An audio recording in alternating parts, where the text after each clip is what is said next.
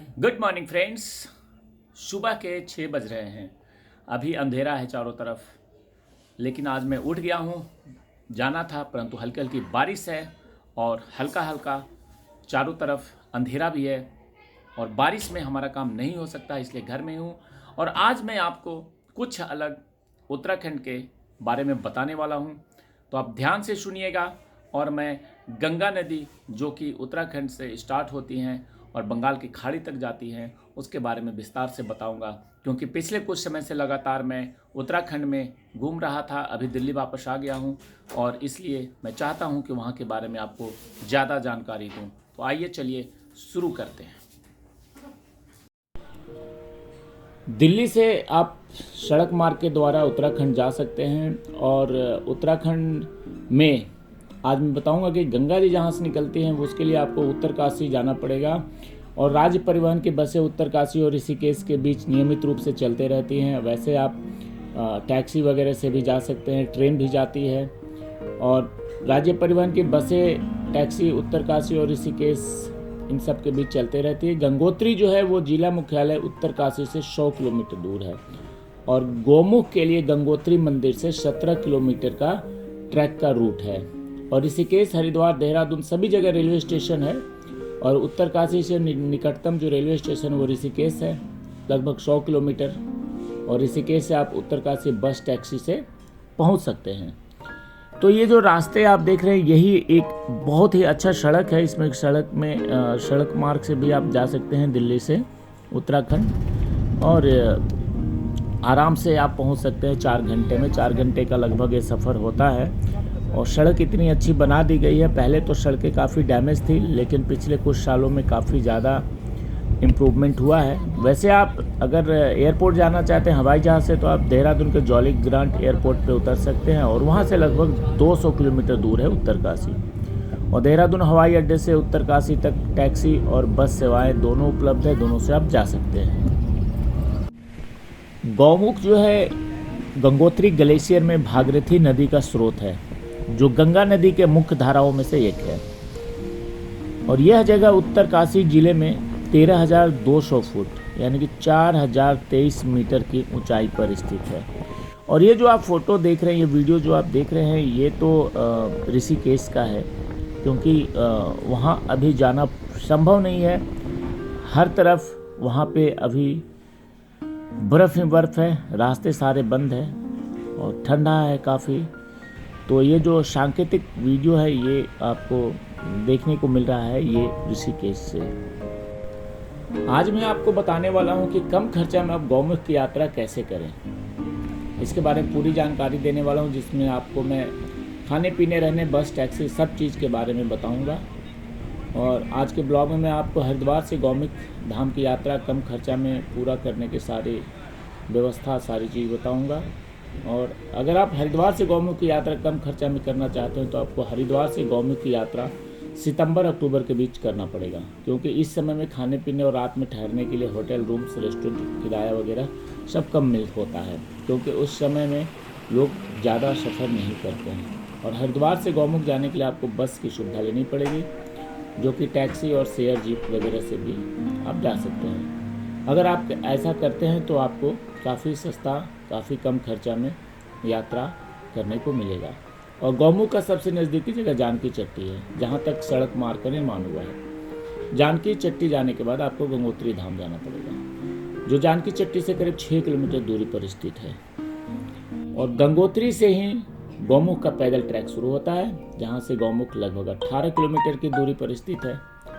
मैं आपको यह भी बताना चाहता हूँ कि अगर आप हरिद्वार या ऋषिकेश से या किसी भी अन्य जगहों से बस, टैक्सी, कार या बाइक से गौमुख की यात्रा करते हैं तो आपको जानकी चट्टी में ही उतरना पड़ेगा और वहाँ से आपको गंगोत्री धाम होते हुए गौमुख जाना पड़ेगा। इसलिए मैं आपको यह जानकारी जानकी चट्टी और गंगोत्री धाम होते हुए गौमुख की यात्रा होने वाले कुल खर्च के बारे में बताने वाला हूँ। आप कैसे हरिद्वार से कम खर्चे में यात्रा पूरी कर सकते हैं। हरिद्वार से गंगोत्री तक की बस की सुविधा है, जिसमें किराया 300 से 350 रहता है। और हरिद्वार से गंगोत्री धाम जाने वाली बस का टिकट आप गंगोत्री धाम जाने से एक दिन पहले ही बुक करा लें, क्योंकि तीर्थ यात्रियों की अधिक भीड़ होने की वजह से कभी कभी बस में नहीं जगह मिलता है, तो आप परेशानी से बच जाएंगे। क्योंकि कहीं ऐसा ना हो कि आपको उस दिन गंगोत्री धाम जाने के लिए बस भी न मिले इसलिए आप गंगोत्री धाम जाने के लिए एक दिन पहले टिकट बुक करवा लें। और हरिद्वार से गंगोत्री धाम जाने के लिए आप सुबह 4 या 5 बजे की बस पकड़ लें, ताकि आपको गंगोत्री धाम पहुंचने में ज़्यादा देर न हो। गंगोत्री धाम में खाने पीने, रात को ठहरने के लिए गढ़वाल मंडल विकास निगम के होटल्स, कुछ निजी होटल्स की सुविधाएं उपलब्ध कराई गई है, जहां आप सितंबर अक्टूबर में आराम से आप 600 से 800 के बीच में आप वहां रुक सकते हैं। गंगोत्री धाम के बस और टैक्सी वगैरह के पार्किंग स्टैंड से गंगोत्री मंदिर करीब 400-500 मीटर दूरी पर है। और गंगोत्री मंदिर पहुंचने के बाद आप दर्शन करने और शाम में गंगा जी की आरती में शामिल होने के बाद मंदिर के पास बने होटल वगैरह में रात को ठहर सकते हैं और अगले दिन सुबह गौमुख की यात्रा शुरू कर सकते हैं। अगले दिन सुबह 4 बजे ही मंदिर में गंगा जी के दर्शन करने के बाद आप गौमुख की यात्रा की शुरुआत कर दें। और गंगोत्री से गौमुख की दूरी 18 किलोमीटर है। गौमुख ही गंगा जी का उद्गम स्थल है, जिसे भागीरथी नदी के नाम से जाना जाता है। गौमुख में खाने पीने और रात को ठहरने की कोई सुविधा उपलब्ध नहीं कराई गई है। गौमुख से 4 किलोमीटर पहले और गंगोत्री से 14 किलोमीटर आगे भोजवासा नामक जगह मिलेगा, जहाँ पर खाने पीने, रात को ठहरने की सुविधा उपलब्ध कराई गई है।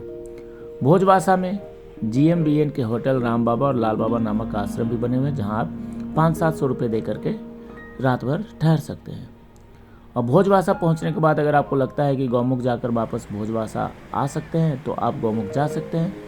लेकिन अगर आपको लगता है कि आपको गौमुख जाते जाते अंधेरा हो जाएगा तो आप उस दिन भोजवासा में ही रात को ठहर जाएं और अगले दिन सुबह उठकर गौमुख की यात्रा करें।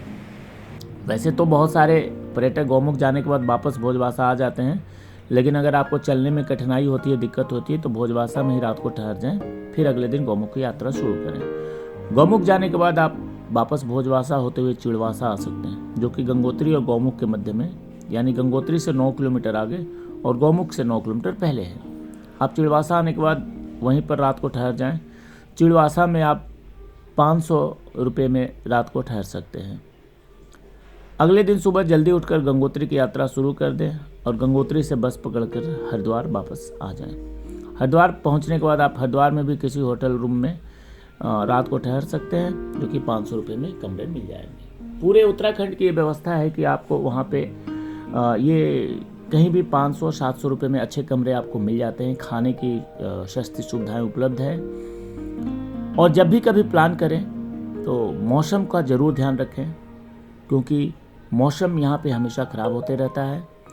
और गौमुख जाने के लिए तो सबसे अच्छा समय वही है सितंबर अक्टूबर का, क्योंकि उस समय में न तो ज़्यादा सर्दी होगी ना ज़्यादा गर्मी होगी और वहाँ पे माइनस में टेम्परेचर रहता है। तो इस चीज़ का ख्याल रखें कि हमेशा गर्म कपड़े वगैरह ले करके जाएं। और ये जो अभी आप देख रहे हैं, ये गौमुख से ही ये गंगा नदी आ रही हैं। ऋषिकेश में अभी हम लोग खड़े हैं और ऋषिकेश से ही होते हुए ये गंगा नदी का जो बहाव है, गंगा नदी जो जाती है, आपको पता ही है कि पूरे देश की एक जगजननी है और माँ की तरह पूजा जाता है गंगा नदी को। तो ये यात्रा आप कर सकते हैं। और आपको ये भी बता दूं कि ऋषिकेश से आने के बाद गंगा नदी काफ़ी नीचे, काफ़ी दूर तक भारत में गई हैं। बंगाल की खाड़ी में वहाँ जा कर के समाप्त हो रहा है। तो कभी भी प्लान करें तो एक बार ज़रूर जा कर के दर्शन करें। और उत्तराखंड के आजकल सड़कें ऐसी बना दी गई है कि आप हमेशा आपको अच्छा लगेगा जाते हुए। और अपनी गाड़ी अगर हो तो उससे ज़्यादा बेहतर है, आप बहुत ही आनंद से आप कर सकते हैं यात्रा। यह हरिद्वार है, हरिद्वार हर की पौड़ी, जो कि यहाँ से वैसे तो ऋषिकेश से ही गंगा जी नीचे ज़मीन पे उतर जाती हैं और हरिद्वार होते हुए, इलाहाबाद होते हुए, बनारस होते हुए, बक्सर, पटना होते हुए बंगाल की खाड़ी में गंगा जी जाती हैं। लेकिन हरिद्वार हो या ऋषिकेश हो या उत्तराखंड देवभूमि के बहुत सारे ऐसे जगह हैं जहाँ पे जाने के बाद आपको आनंद मिलेगा और वास्तव में आपको जो देवभूमि का आनंद है वो आप प्राप्त करेंगे। आपको मेरा वीडियो कैसा लगा आप ज़रूर बताएंगे कमेंट करके। और अगर आपने मेरे चैनल को सब्सक्राइब नहीं किया है तो आप सब्सक्राइब कर लें। जय भोलेनाथ, जय उत्तराखंड, जय देवभूमि।